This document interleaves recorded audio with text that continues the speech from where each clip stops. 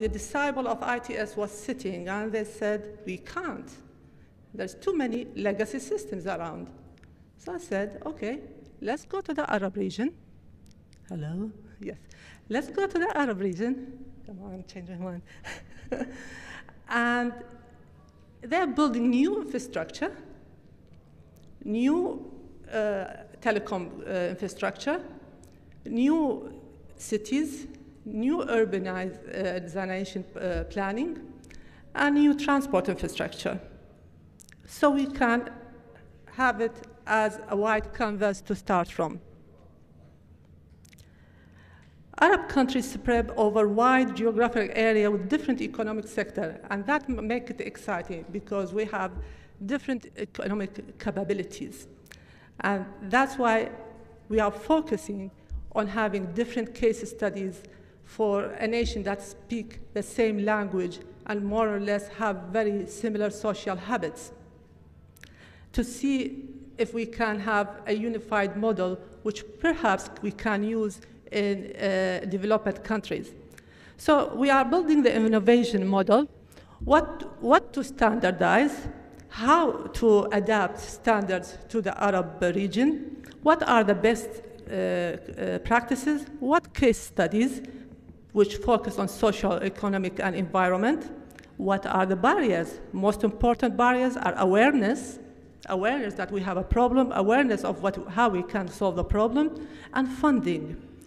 Planning strategy, how to tackle those by planning strategy and policy, ongoing evaluation, training, applied research, which focus on also commercialization, intellectual property, national funding, and knowledge transfer. And open standard and interoperability to achieve the integration that we very much must insist on.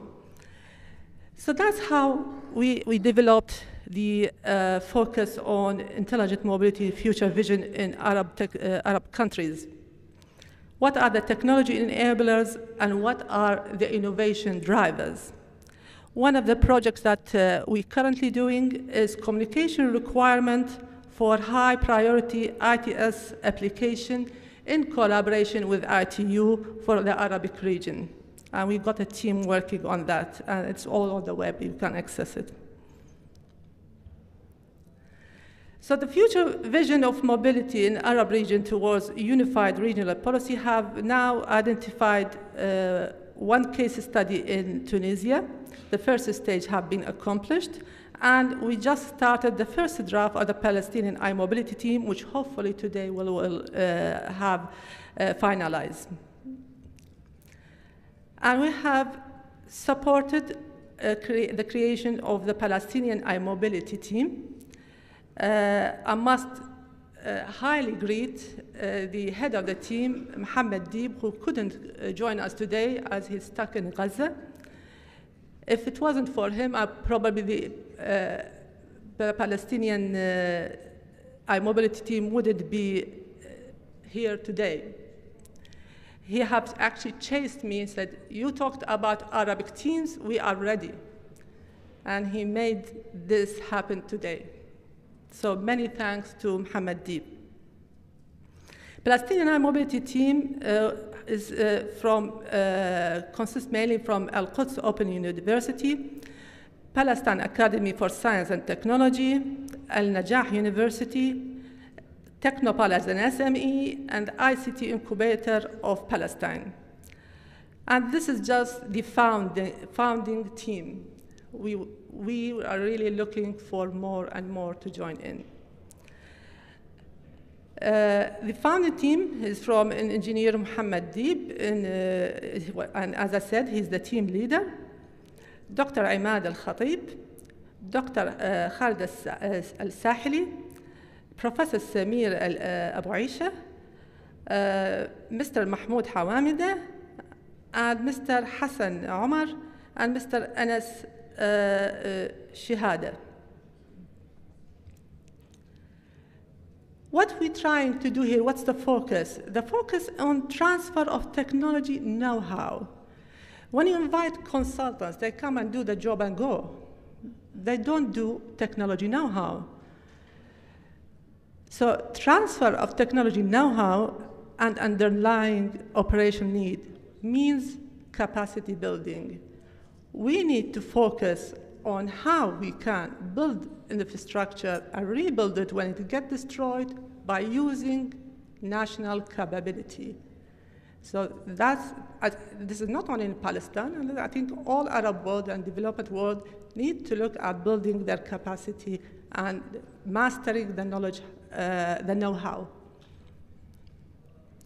So the Palestinian case study ideology that we concluded from revising through the many papers that thankfully Dr. Khalid have supplied us with, to develop the Palestinian intelligent mobility strategy that ensures the deployment of sustainable, integrated, cost-effective, and those three are very important, and instead of intelligent transport systems and services, and put sustainable transport systems and services, because that's what's important. Important is sustainable, and actually that's what the Tunisians asked for. They didn't want intelligent, they want sustainable. So we come with STSS instead of ITSS. So STSS stands for Sustainable Technology Transport Systems and Services that support a growing economy and take advantage of rapid change in transport technology. And this is very important. The technology is running, and we need to run with it and need to predict when we plan where the technology is going, what standards are going to come in the next 10 years. Special emphasis will be given to the definition and adoption of STS framework architecture addressing long-term multimodal infrastructure. There's no longer just a road transport. We need really to think multimodal. What are the requirements? Possible organizational structure that enable larger scale implementation in the future. The study should utilize localized Palestinian resources. Localized Palestinian resources, research, educational, and technological establishment. That's what I mean by capacity building, knowledge transfer towards future dependency on own national resources in building the infrastructure. That's very important that the case study focus on that. Palestinian case study ideology also, the study should be business-centric minded and create revenue stream to fund future upgrades and research. The study should not involve procurement of costly infrastructure due to potential of damage. So this is another important, is how to use technology to solve mobility problems without spending too much on infrastructure. If we anticipate that we are in state of war and it's going to be bombed. So this is very important. The study should be dynamic enough that will allow the potential of commercial exploitation in other countries' areas. So we're going to learn from the Palestinian model and try to take that experience with us. Not only the international expert, but the Palestinian experts will be an expert that they can export their expertise worldwide. That will allow reinvestment of income gained to be used to further enhance the Palestinian mobility infrastructure. The study should benefit the general population and enhance the mobility experience. The case study, when we compare it to the Tunisian case study, we predict that that's the main steps that we'll take. Transport outlook to neighboring countries and EU neighborhood transport, how to connect to the neighbors, because that's where the trade and international trade get processed. Palestinian intelligent mobility strategy, which is the top strategy for mobility, which involve, for example, environment planning and urban planning. Palestinian ITS master and deployment plan, and internal region deployment plan, so on the face of municipality. So those are the stages that we anticipate, but we need further case studies and workshop with stakeholders in order to discuss that suggestion. In the end, I would like to have very special thanks to the Quds Open University ICTC team, and particularly Saida Abu Halawa and Mohammed Hawamida and Mohammed Deep. I have been almost for the past month on daily contact with them several times a day sometimes. So they work very hard, and I am really proud of them, very proud of them. And Al-Najah University for preparing the report, which was very informative, and also for providing us with database.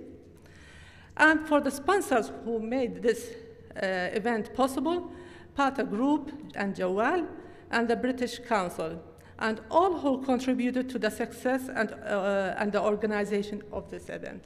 Thank you very much.